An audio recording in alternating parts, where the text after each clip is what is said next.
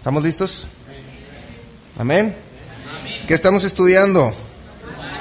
Romanos. Y déjenme les digo una cosa, la semana pasada terminamos la primera mitad del libro. La primera mitad, porque terminamos el capítulo 8 de esta carta de Pablo a los romanos. Ahora vamos a entrar a la segunda parte, que es del capítulo 9 al 16. Y durante el estudio yo he ido explicando cómo es que Pablo presenta y desarrolla esta carta. Dijimos que del capítulo 1 al 8 lo que Pablo está haciendo es presentar la justificación de Dios para salvación. Esa es la primera parte. En la segunda parte del capítulo 9 al 16, lo que Pablo va a hacer es presentar la justificación de Dios para santificación. Fíjese, la primera parte tiene que ver con ser salvo, con reconocer a Jesucristo como Señor y Salvador. La segunda parte tiene que ver con qué voy a hacer con esa salvación. Ya hemos dicho y explicamos en domingos anteriores que el propósito por el cual usted y yo reconocimos a Jesucristo como Señor y Salvador es conformarnos a la imagen de su Hijo Jesús, entrar en el proceso de crecimiento espiritual. Eso es lo que Dios está esperando de cada persona que ha reconocido a Jesús como su Señor y Salvador. Sin embargo, en los capítulos 9, 10 y 11, déjenme le digo una cosa, están llenos de doctrina esencial y muy práctica. Sin embargo, tenemos que entender que está enfocado al pueblo de Israel. Fíjese, Pablo en su carta a la iglesia que está en Roma, o a las iglesias que están en Roma, aparta 3 capítulos para hablarles acerca de Israel. Por ejemplo, en el capítulo 9, Pablo presenta el pasado de la nación de Israel. En el capítulo 10, vamos a ver cómo presenta el presente de la nación de Israel. Y en el 11, va a hablar del futuro de la nación de Israel.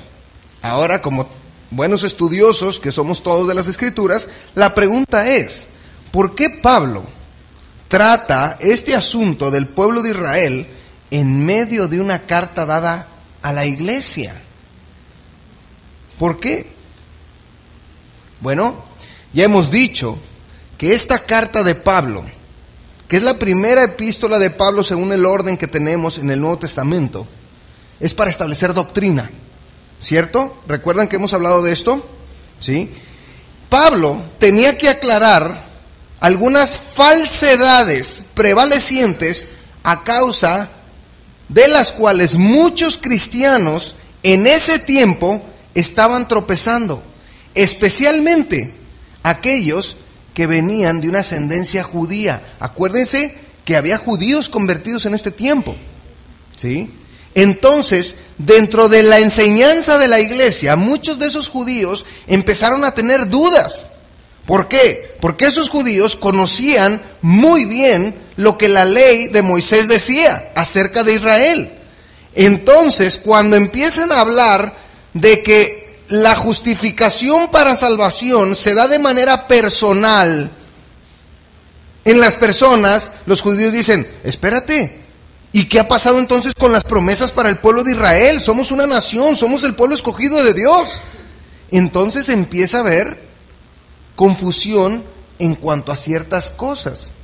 Por eso es que Pablo trata este asunto y de una vez por todas deja claro cuál es el deber ser de la nación de Israel.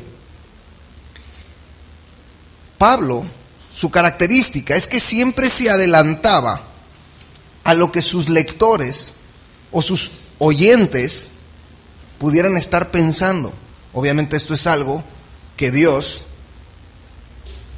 le ayudaba en esto, es decir, inspirado por Dios podía hacer estas cosas. Y entonces los lectores de estas cartas pudieran decir, si admitimos que los judíos como individuos deben de salvarse por fe personal, ¿qué sucede con Israel como nación? Entonces Pablo en el capítulo 9 habla de la trágica, fíjese, de la trágica incredulidad de Israel. Explica cómo ha sido una bendición única y un gran privilegio ser judío. Eso no lo podemos negar ni nosotros, mis queridos hermanos y amigos. El hecho de haber sido parte del pueblo de Israel es una bendición única. No lo podemos negar. Israel siempre gozó de una posición favorecida ante Dios entre las naciones. Sin embargo, eso no quita que Dios haya tenido que disciplinarla o dejarla de lado temporalmente hasta que haya entrado la plenitud de los gentiles. En Zacarías 12:10 dice: y derramaré sobre la casa de David y sobre los moradores de Jerusalén espíritu de gracia y de oración, y mirarán a mí, a quien traspasaron, Jesucristo, y llorarán como se llora por hijo unigénito, afligiéndose por él como quien se aflige por el primogénito. Es decir, llegará un momento donde Dios va a cumplir esta promesa. Cuando haya pasado la plenitud de los gentiles, Dios va a restaurar a la nación de Israel. Todo el capítulo 11 de esta carta, Pablo va a hablar de esa restauración. ¿Por qué esto es importante? Porque de pronto dentro de la iglesia se empezó a manejar, sobre todo en el año 325 en adelante, cuando se forma lo que es conocida como la Iglesia Católica, ¿sí?, una enseñanza de que las promesas que eran para Israel ahora vienen a formar parte de la iglesia. Eso es incorrecto. Por eso es que Pablo trata este asunto en el capítulo 9, 10 y 11. Lo que Pablo está diciendo aquí es: ojo, el pueblo de Israel va a ser restaurado. La iglesia es un paréntesis y es una bendición formar parte de la iglesia, pero a Dios no se le ha olvidado las promesas que tiene que cumplir Israel, ni los juicios. Ese es el punto. Por eso estos versículos, estos capítulos son súper importantes para poder entender. ¿Por qué? Porque de pronto mucha gente está tomando literales las promesas que Dios le dio a Israel para la iglesia, y ese es un error, es una mala aplicación de la Biblia. Vamos a ver el primer punto: la conexión personal de Pablo con Israel incrédulo. Fíjense, Romanos 9, y van a ver cuánta enseñanza vamos a sacar de esto. Romanos capítulo 9, verso 1 al 3, ¿están ahí? Amén. Dice: verdad digo en Cristo, no miento, y mi conciencia me da testimonio en el Espíritu Santo, que tengo gran tristeza y continuo dolor en mi corazón, porque deseara yo misma ser anatema, separado de Cristo por amor a mis hermanos, los que son mis parientes, ¿qué? Muy bien. Ahora, para entender mejor estos tres versículos, es importante entender el contexto de Pablo. ¿Quién era Pablo? ¿Quién era Pablo? ¿Cuál era su ascendencia?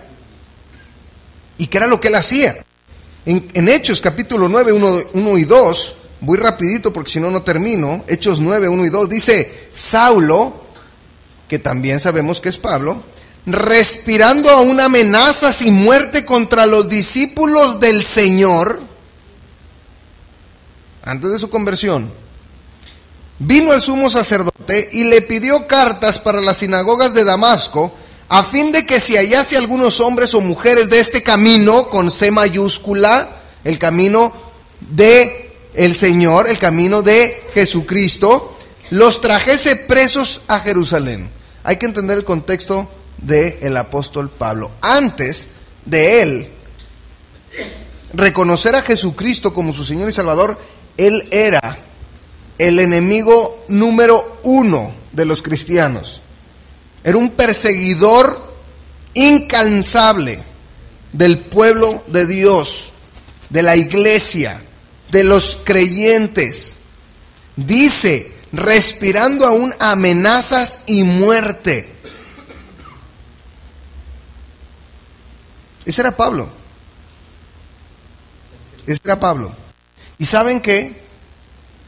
todos los judíos de aquel tiempo sabían quién era Pablo. Cuando él llegaba a una sinagoga, todos ubicaban a Pablo.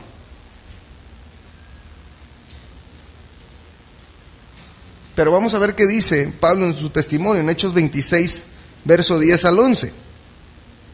Hechos 26, verso 10 al 11 dice, Pablo dando su testimonio, dice, lo cual también hice en Jerusalén, yo encerré en cárceles a muchos de los santos, habiendo recibido poderes de los principales sacerdotes, y cuando los mataron, yo di mi voto.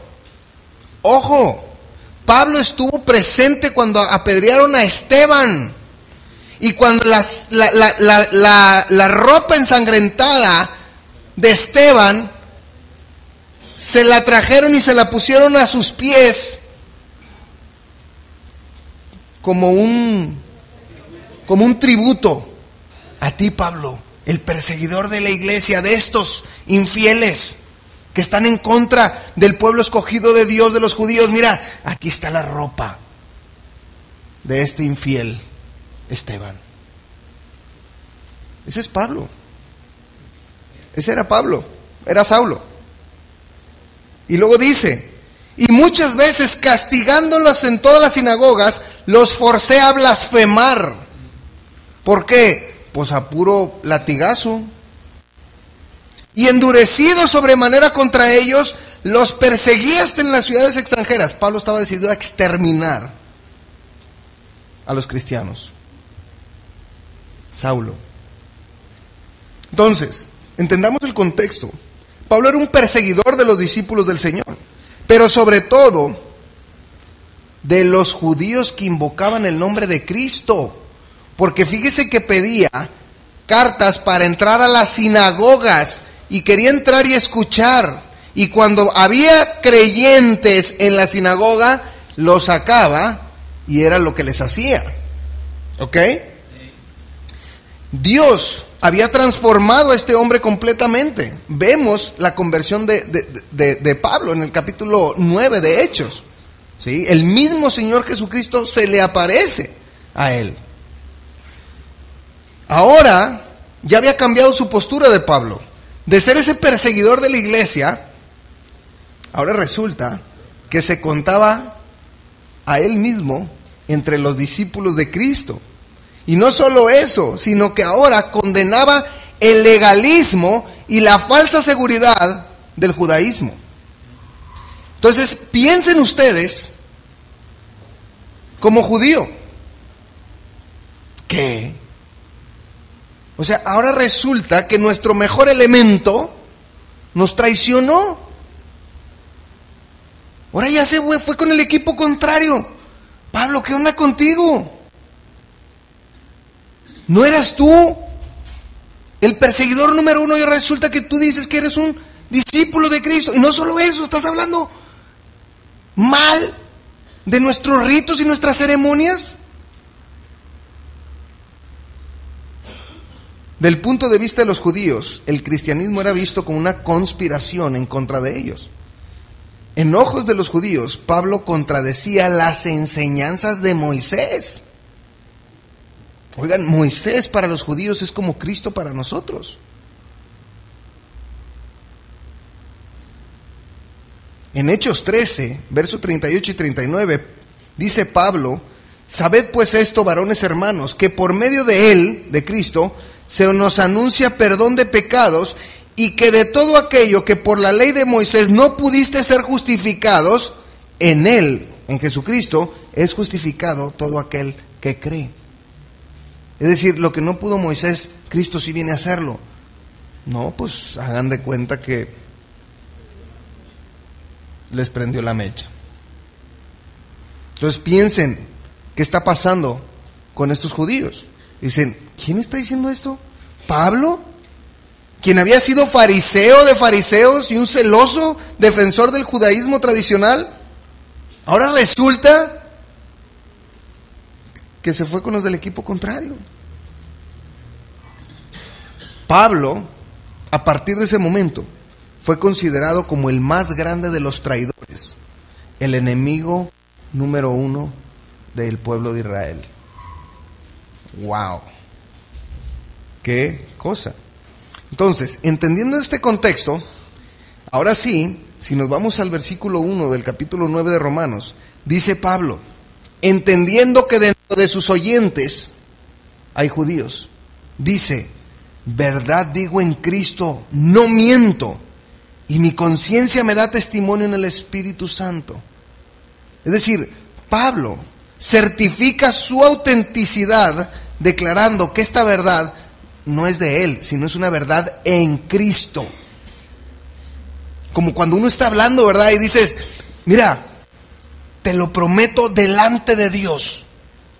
Porque a veces ya nuestra palabra no vale tanto, ¿verdad? Y tenemos que meter a Dios en nuestros asuntos, ¿no? Pero, no, si ya lo prometió por Dios, pues más vale que esté diciendo la verdad, porque si no, aguas. Bueno, Pablo está diciendo eso. Verdad digo en Cristo. La verdad que te voy a decir es una verdad del mismo Cristo. ¿De qué verdad hablaba Pablo? Fíjese, que tengo gran tristeza y continuo dolor en mi corazón. Pablo tenía un gran dolor en su corazón por sus hermanos en la sangre, los judíos, el pueblo de Israel, que se negaba a aceptar el mensaje de salvación y creer en Jesucristo. Fíjense el dolor que él tenía por esto.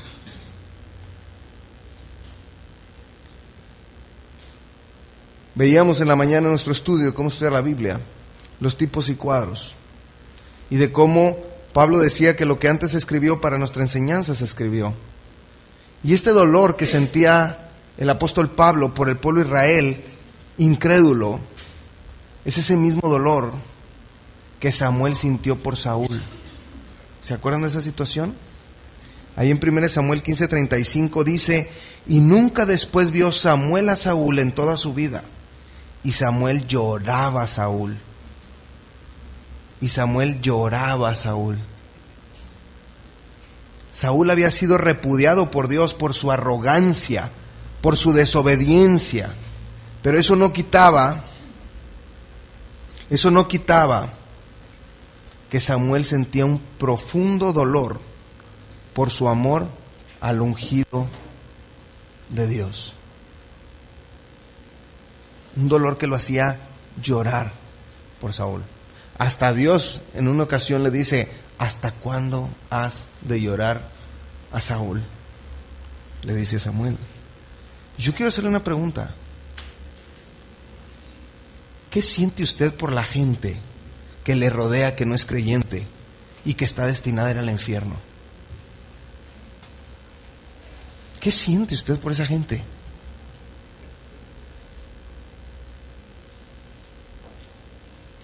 Porque vamos a ser honestos, mis queridos hermanos y amigos. Muchas veces estamos tan metidos en nuestras cosas que nos olvidamos de que hay gente muriendo y yéndose al infierno porque usted y yo no les estamos hablando de Cristo. ¿Y sabe qué? Ese es el tipo de cosas por las que vamos a dar cuenta en el tribunal de Cristo. Vean el corazón de Pablo. Siento un profundo dolor en mi corazón. Es increíble que de pronto tengamos gente inconversa a nuestro alrededor, tan cercana como esposas, como esposos, como hijos, y no estemos haciendo nosotros absolutamente nada para que ellos vengan al conocimiento de la verdad.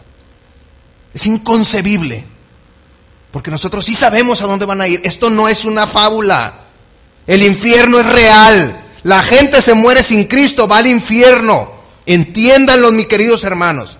Y si esa persona lo conoció usted y usted no le habló, Dios le va a demandar la sangre de esa persona. Le va a decir, te puse ahí y no le hablaste. Ahí está en el infierno.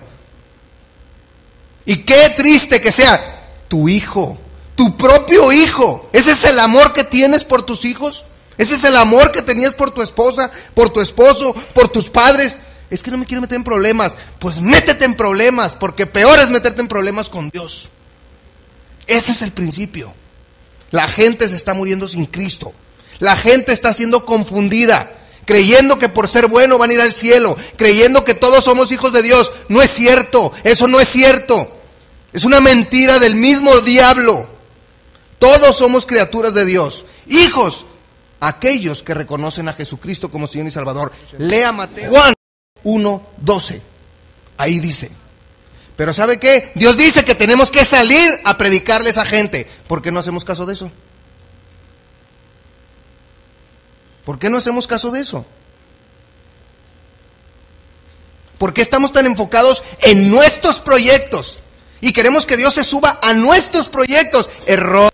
Eso no va a pasar. Grábeselo. Está perdiendo su tiempo. Usted se sube al proyecto de Dios y en ese andar se van a dar sus proyectos. Pero no quiera que Dios se baje de donde está para subirse a su proyecto. Por favor. Eso no va a ser. No procede así. Dios no trabaja así. Tenemos que hacer equipo con Dios. Decía Pablo, porque deseara yo mismo ser anatema, separado de Cristo por amor a mis hermanos, los que son mis parientes según la carne. Anatema viene del griego anasema, que significa excomulgado, maldito. Entonces fíjese la declaración de Pablo. Pablo dice, por amor a mis hermanos judíos, desearía renunciar a mi propia salvación, si esto fuera posible, con tal de que ellos no fueran a la condenación eterna. ¿Qué estaría usted dispuesto a hacer para que esa gente se convirtiera? Porque le voy a decir que muchas veces lo único que uno tiene que hacer es salirse de mis cosas para interesarse un poquito más en las personas. Y el viernes, Dios me puso a prueba con esto mismo. Estaba yo bien metido en la enseñanza y me llega un WhatsApp de una hermana de aquí de la iglesia. Mi tío está muy delicado, está por entrar a cirugía y quiere platicar con un pastor. Quiere ponerse a cuentas cortas. Estoy en medio, estudiando. Hago 2 llamadas para que me suplieran, no se pudo. Dije, pues para eso estoy. Vámonos. Y salí. A la mano del tráfico. Llegué, platico con la persona acepta a Cristo. Dice, ya me habían hablado mucho, nunca había querido hacer caso, pero hoy no quiero dejar pasar esta oportunidad. Y la persona acepta a Cristo como su Señor y Salvador. Iba a entrar a una cirugía delicada. Ahorita está muy delicado después de la cirugía. Pero ahora es un hermano en Cristo. Y como yo le decía, le digo, mire, ahora usted puede estar tranquilo. Ahora usted puede estar tranquilo. Sea cual sea la decisión que Dios tome después de esa cirugía, usted está en la presencia de Dios. Se acabó. Y si Dios lo deja aquí, grábese. Esto que acaba de pasar en su vida tiene que compartirlo con toda la gente que le rodea. Esa es su responsabilidad. Pero ¿sabe qué tuve que hacer? Salirme de mis cosas para preocuparme un poquito por las cosas que a Dios le importan. Pero a veces no estamos dispuestos a eso. ¡Qué incongruencia! ¡Qué incongruencia que estamos en este mundo para alcanzar a las personas para la salvación de Jesucristo y nosotros no hacemos nada! No queremos agendar otro día entre semana porque ya estamos muy saturados. ¿Qué? Y no estás muy saturado de oxígeno. No, nos reímos, pero es la verdad, hermanos. Si respiramos es porque Dios lo permite. Cada vez que usted hace esto, es porque Dios, por su gracia y su misericordia, nos está dando la oportunidad. Pero resulta que cuando Él nos ocupa, ahí sí no. No, es que, ay, mi esposa, ay, es que, válgame. Pues entonces, qué triste. Pero ese es el tipo de cosas por las que vamos a ser juzgados en el tribunal de Cristo. Ojo, fíjese el nombre, tribunal de Cristo. Es un juicio, no es para condenación.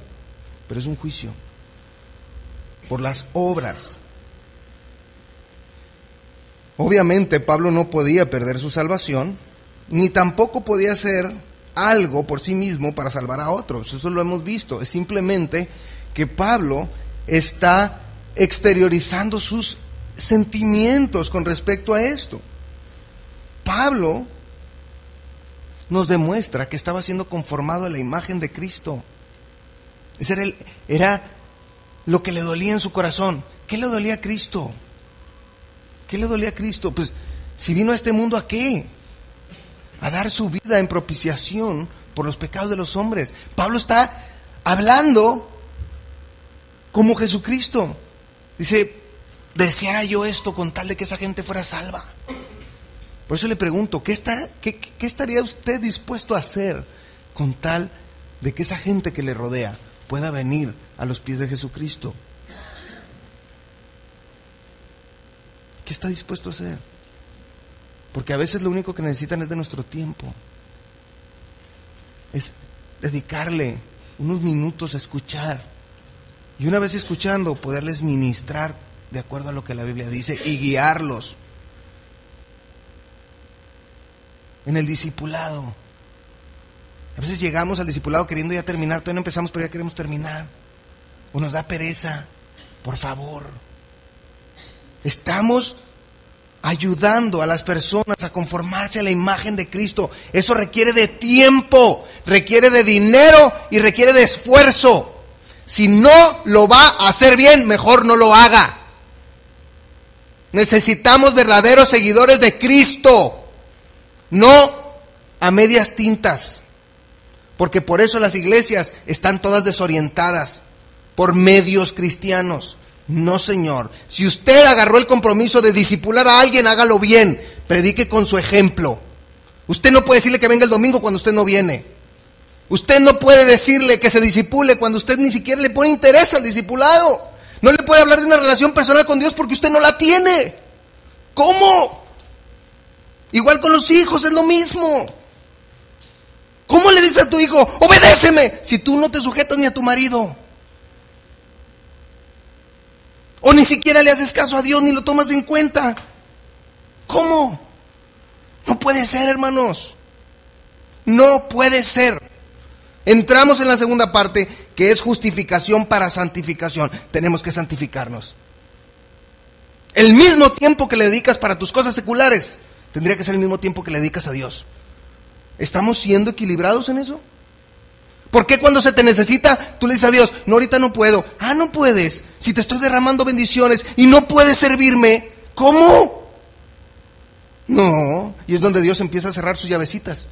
Dice, fíjate, apenas te abrí la llave y tú ya estás saliendo corriendo. Pues te la voy a cerrar. No, hermanos, por favor.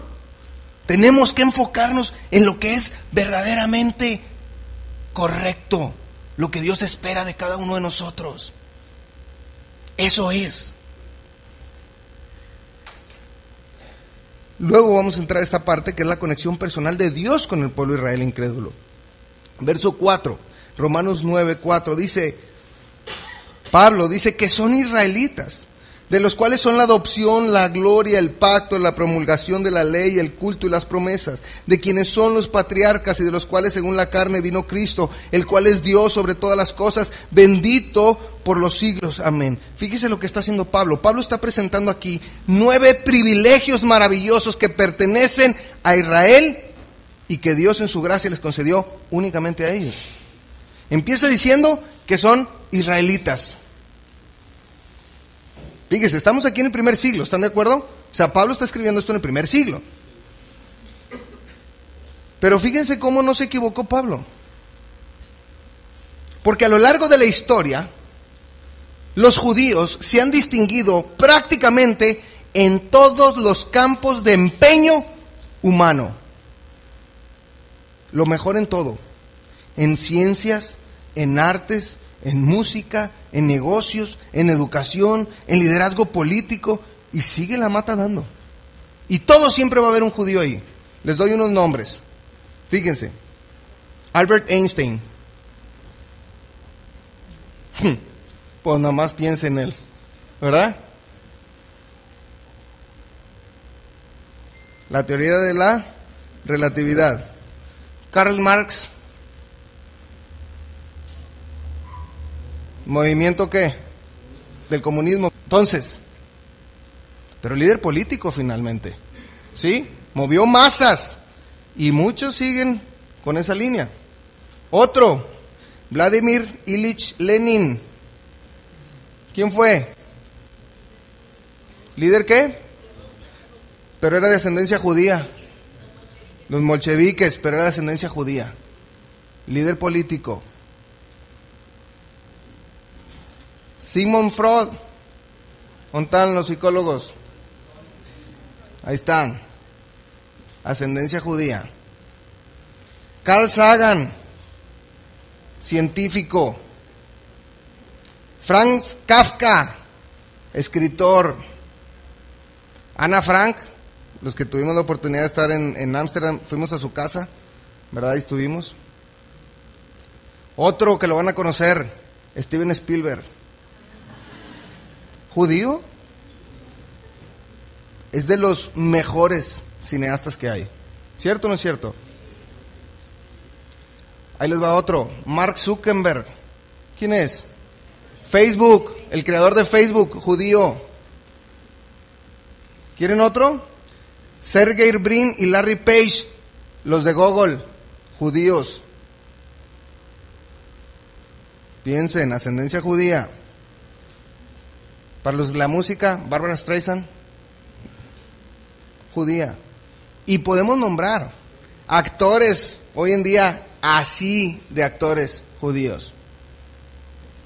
Entonces fíjese cómo el apóstol Pablo en el primer siglo, antes de que existiera toda esta gente, él decía, son un pueblo escogido por Dios. Dios los ha dotado de algo en particular.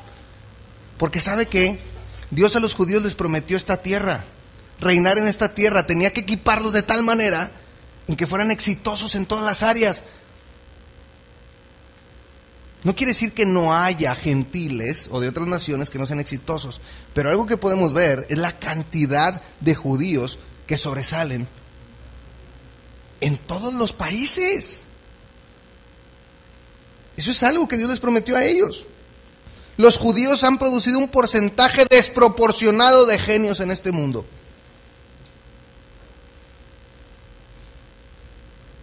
Luego dice Pablo, de los cuales son la adopción.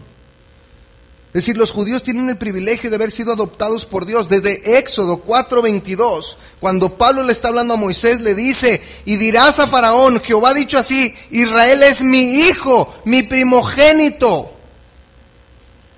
Eso era lo que Moisés tenía que decirle a Faraón, porque así veía a Dios a Israel, lo había adoptado como su hijo. En Oseas 11:1 dice, cuando Israel era muchacho yo lo amé y de Egipto llamé a mi hijo. Hablando de cómo Dios había sacado al pueblo de Israel de Egipto. Israel fue colocada aparte a fin de ser testigo especial y santificado de Dios para el resto del mundo. En Éxodo 19:6 dice, y vosotros me seréis un reino de sacerdotes y gente santa. Estas son las palabras que dirás a los hijos de Israel. Es decir, Dios quería que Israel fuera la luz a las naciones. Que Israel se encargara de proclamar el mensaje de Dios en todo el mundo.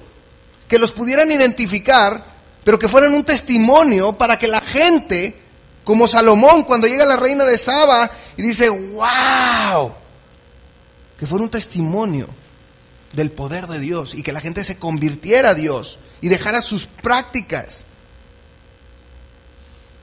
Pero es interesante, porque en este periodo en el que usted y yo nos encontramos, que se llama el periodo de la iglesia, Dios espera lo mismo de usted y de mí, que seamos luz a la gente, que por nuestro testimonio la gente se convierta. Mi pregunta es, ¿qué está haciendo con su vida? ¿Qué está haciendo con su matrimonio? ¿Qué está haciendo con sus hijos? La gente que los rodea los está viendo, cómo actúan, cómo hablan, cómo se tratan, qué dicen, todo. Si hay un correcto entendimiento en esta parte, la gente va a decir, yo quiero lo que tiene él y ella en su matrimonio. Yo quiero ver a mis hijos como los hijos de ellos. No porque son perfectos, porque no hay. Pero sí por cómo viven lo que dicen creer. La gente está fastidiada de hipócritas. Vea las redes sociales con respecto a los políticos. Y lamentablemente lo agarran parejo, ¿verdad? Pero ya la gente está fastidiada de esto. Ya no creen. Pero déjenme decir otra cosa, de los cristianos igual. Porque resulta que nos decimos ser cristianos, pero nuestra vida no va acorde a lo que Dios establece en su palabra. ¡Qué triste! ¡Qué triste! Y por eso la gente se está perdiendo. Porque dice, no, ¿eso es ser cristiano? ¿Así? ¿Así como trata a su esposo? ¿Así como trata a su esposa? No, esos hijos desobedientes, esos son hijos de los... No, mira, yo sin eso, la verdad, aquí los voy llevando. Mejor que ni se relacionen. ¿Cómo? ¿Cómo puede ser eso posible?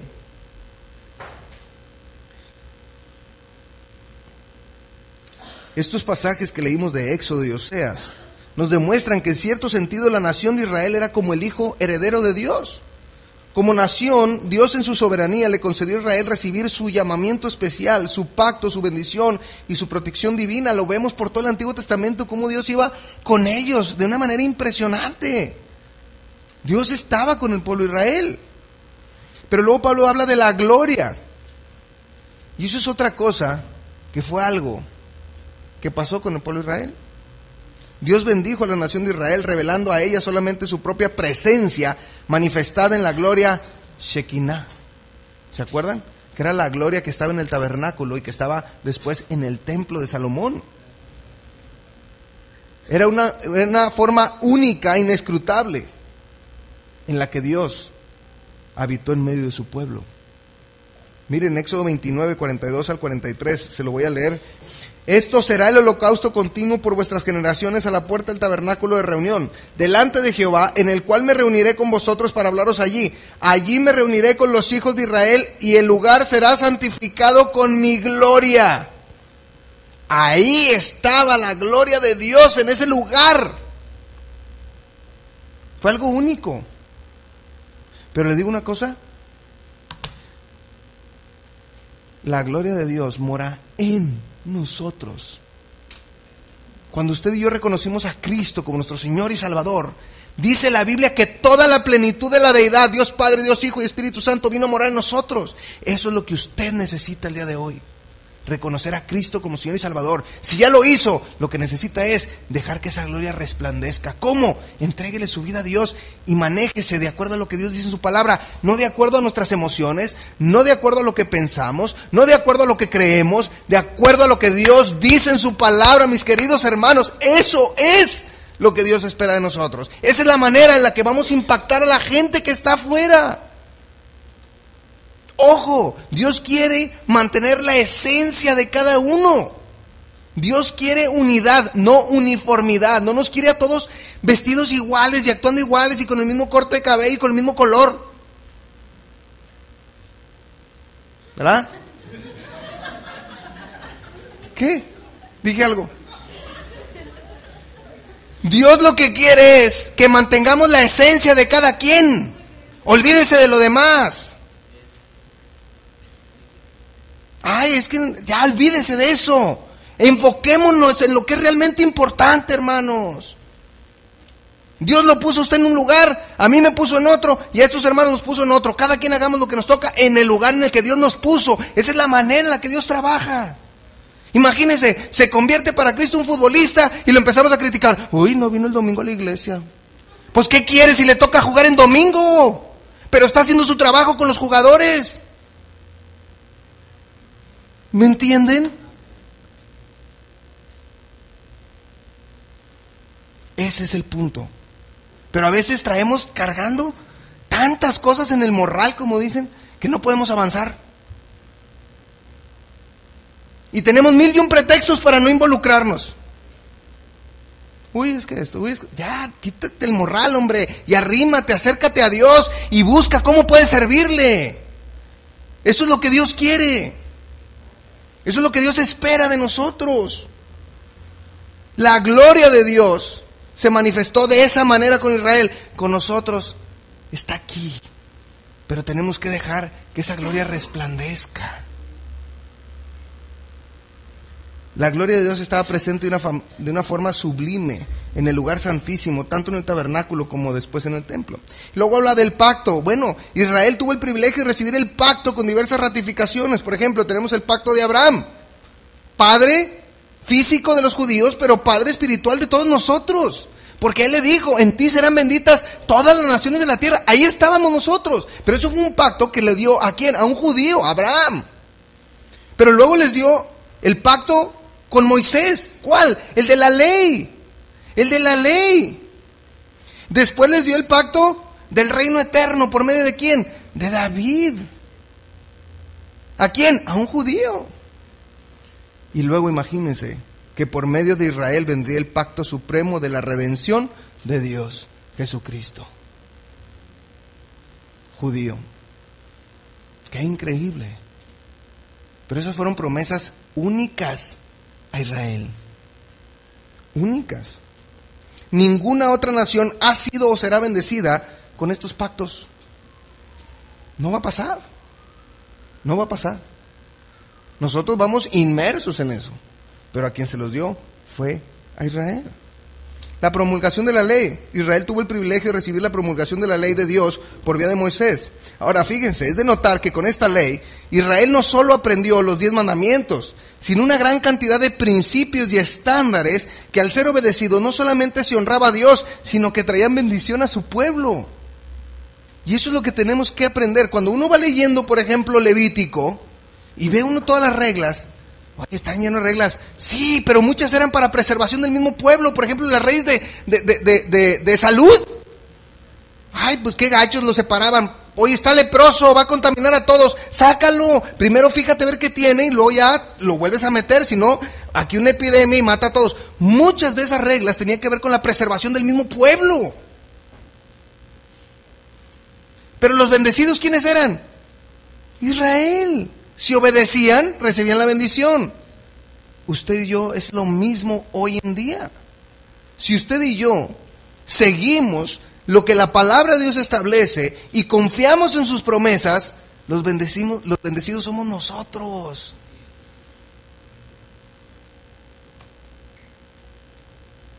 Ay, no, es que, es para tu bien. Si haces esto, ¿sí?, vas a ser bendecido. Por eso en Deuteronomio 4, 39, 40, fíjense lo que les decía Dios: aprended pues hoy y reflexiona en tu corazón que Jehová es Dios arriba en el cielo y abajo en la tierra y no hay otro. Y guarda sus estatutos y sus mandamientos, los cuales yo te mando hoy, para que te vaya bien a ti y a tus hijos después de ti, y prolongues tus días sobre la tierra que Jehová tu Dios te da para siempre. Es decir, que aprendiera y reflexionara que Dios es el único Dios vivo y verdadero. Punto número 1. Que obedezcas lo que su palabra dice. Y el resultado es, te va a ir bien. Siempre. Siempre. ¿Por qué no nos va bien siempre? Porque no siempre obedecemos. Tan sencillo. Luego habla del culto. Bueno, Israel fue bendecido de una forma especial porque le fue confiado el culto por medio del cual se rendía adoración al Señor, y también se trataban problemas relacionados con el pecado. Cuando habla del culto hace referencia a todos los sistemas de ceremonias que Dios reveló a través de Moisés. Nosotros ya no tenemos toda esa serie de ritos y ceremonias. Eso fue algo único para Israel. Punto. Pero luego habla de las promesas. Bueno, a Israel fueron dadas las promesas de Dios de una manera única y distintiva. Por ejemplo, Pedro en el día de Pentecostés le recordó a los judíos de otras naciones que llegaron a Jerusalén a esta fiesta la promesa que Dios les había hecho. ¿Cuál? Hechos 2:39 dice: porque para vosotros es la promesa, y para vuestros hijos, y para todos los que están lejos, por cuantos el Señor nuestro Dios llamare. ¿Qué es lo que les estaba diciendo? Imagínense esa fiesta de Pentecostés. Dice que venían de todas las naciones judíos para celebrar esta fiesta. No había gentiles, a no ser que anduvieran de pasadita ahí visitando algo. Los que llegaban ahí eran judíos que seguían la ley de Moisés, no los judíos de medias tintas.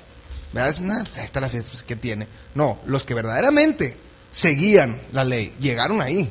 Pero ahí Pedro les habla y les recuerda esta promesa que Dios les había hecho. ¿Cuál? La de recibir al Espíritu Santo, ellos y sus hijos. ¿Pero a quién le está hablando Pedro?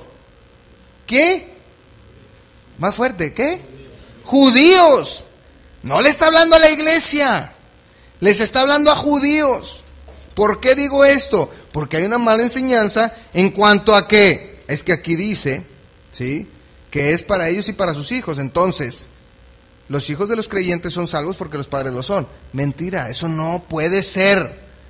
Usted es creyente, pero si usted no le dedica el tiempo a que sus hijos reconozcan a Jesucristo como Señor y Salvador, si ellos crecen y Dios decide llamarlos a cuentas y no aceptaron a Cristo, ellos van a ir al infierno. Así es. No los bebés y no los niños que no tienen conciencia. Estoy hablando de niños que ya entienden perfectamente bien lo que es el bien y el mal, que entienden perfectamente lo que es la obra redentora de Jesucristo en la cruz. Esos adolescentes. Es nuestra responsabilidad como padres el hablarle a nuestros hijos desde temprano, que sepan lo que vino a hacer Cristo en la cruz por ellos. Luego habla de los patriarcas. Bueno, pues vemos cómo Pablo le recuerda a sus lectores que fue Israel que Dios levantó a los patriarcas, Abraham, Isaac, Jacob, etc. Y luego la última, y con esto termino, dice que según la carne vino Cristo. Israel recibió nada más y nada menos de suministrar el linaje por medio del cual, según la carne, vino Cristo. Cristo no nació judío por casualidad. No nació judío por casualidad, sino que su nacimiento humano tenía que ver con Abraham y con David. Ya había sido preordenado. Así tenía que ser. De hecho, si usted lee los evangelios de Mateo y de Lucas, usted puede ver que las genealogías pasan por David y llegan a Abraham, las dos. Porque así era. Así Dios lo tenía contemplado. Conclusión, pues Pablo concluye diciendo que Cristo fue la bendición suprema de Dios para con Israel. Sin embargo, ¿qué fue lo que hizo el pueblo de Israel? Lo rechazó. En Juan 1:11 dice: a lo suyo vino, y los suyos, los judíos, no le recibieron. Este capítulo 9 estamos empezando. Vimos apenas 5 versículos, pero habla de la trágica incredulidad de Israel. Vino a ellos y ellos lo rechazaron. Pero ¿sabe qué? Muchas veces usted y yo somos como Israel, o no somos mejores que ellos, porque aunque le hemos reconocido como Señor y Salvador, no hacemos lo que Él nos pide que hagamos. Es un despropósito. Es un despropósito que Dios diga en su palabra: id y haced discípulos. Es un despropósito que Él diga que te conformes a la imagen de Cristo. Es un despropósito que explique que Dios trabaja a través del contexto de iglesia local y ni te discipulas, ni le hablas a la gente de Cristo, ni amas tu iglesia local, ni das tus dones, ni tus talentos, ni tus recursos, nada. ¿Qué diferencia hay?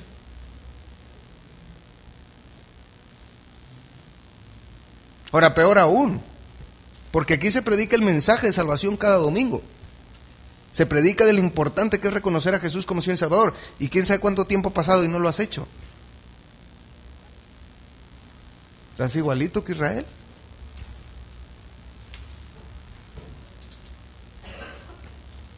Pues hermanos y amigos, yo quiero invitarlos a 2 cosas. Una, si tú no has confesado a Jesucristo como Señor y Salvador, no le des más vueltas a esto. Dice Pablo, hoy es el día de salvación. Hoy, reconócelo. Es una oración íntima, personal, tú y Él solos, y dile: perdóname, Señor, perdóname por mis pecados. Reconozco que tú eres el único que puede perdonar mis pecados y limpiarme de toda maldad. Tú eres el único que me puede dar la vida eterna. Entra en mi vida, sé mi Señor, controla de ahora en adelante mi vida. Eso es lo que tienes que hacer, eso es lo que la Biblia dice. Y para todos los demás que ya somos creyentes, yo te quiero decir una cosa y te quiero invitar a algo. Punto número 1. Cuando pongas un pie afuera de este lugar, entiende que estás yendo al campo misionero. Y Dios te va a poner enfrente de ti las personas a las que hay que hablarle. No les dejes de hablar. No les dejes de hablar de Cristo. Y una vez que les hables de Cristo, no seamos irresponsables y dejemos hijos regados por todos lados. Hay que alimentarlos. Hay que acompañarlos en su proceso de crecimiento espiritual. Necesitan un hogar. Aquí está, se llama Filadelfia. Tráetelos para acá. Tráetelos para acá. Vamos a alimentarlos juntos. Vamos a producir para que puedan alimentarse, crecer, desarrollarse. De eso se trata. Y la otra, hermanos, aquí, esta iglesia es de todos nosotros, ¿sí o no? Ahí hay necesidades, faltan 200,000 pesos. ¿Qué vamos a hacer? ¿No? ¿Qué vamos a hacer?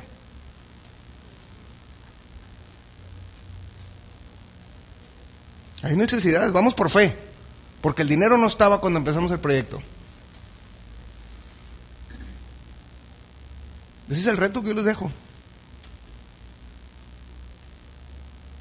Que Dios toque su corazón y acérquese ahí con los que están administrando los dineros y pregúntenles de qué manera pueden. Lo único que les digo es, de aquí todos estamos bien a gusto con los clientes prendidos, ¿sí o no? Bueno, pues todos tenemos que poner para que esto esté bonito y para que quepa más gente. Mire cómo estamos, gloria a Dios, ¿no? Bueno, imagínense 130 sillas más. Amén. Ahora imagínense después 2 servicios, uno a las 9 y otro a las 11, porque no cabemos. Quiere decir que somos 500 gentes. Gloria a Dios. Más oportunidades ministeriales, más maestros de escuela dominical, 2 turnos, etcétera. Veamos las cosas como las ve Dios y no como las vemos nosotros. Usted dice, 200,000 pesos. Bueno, pues mire, la verdad las cosas es que si somos 200 gentes nos toca de 1,000 pesos por cada quien. No sé, pero en un mes te los gastas en otra cosa. ¿Sí? Veamos las cosas prácticas. Vamos a orar. Bendito Padre Celestial, llegamos al trono de tu gracia para decirte gracias, Señor. Gracias por tu palabra. Gracias por la oportunidad de estar aquí en esta mañana, Señor, escuchando lo que tú tenías que decirnos, Padre. Estos son los versículos que seguían. Esto es lo que se tenía que enseñar. Padre mío, toca nuestros corazones.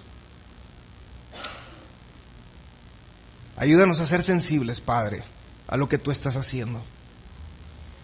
Ayúdanos